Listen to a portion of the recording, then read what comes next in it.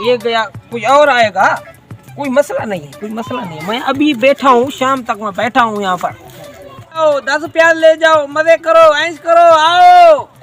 यार वो मौली प्याज बेच रहा है सस्ते दाम में, चलो उससे गेम जीतते हैं। नहीं यार नहीं, ये मुल्ला बेईमान है। मैं कल गया था उसके पास, कह रहा था आओ गेम खेलते हैं, गेम खेलो, तुम जीत गए तो सारी टोकरी उठा लेना। नहीं यार, मैं सुन, बात तो सुन मेरी।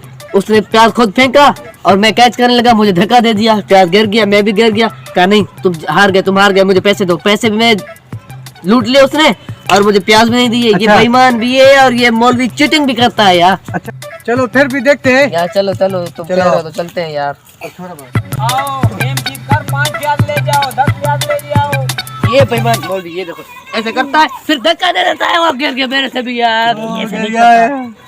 भाई ये खुद इसने गिराया था आपने। अच्छा। कैच भी नहीं पकड़ सकता, फिर मुझे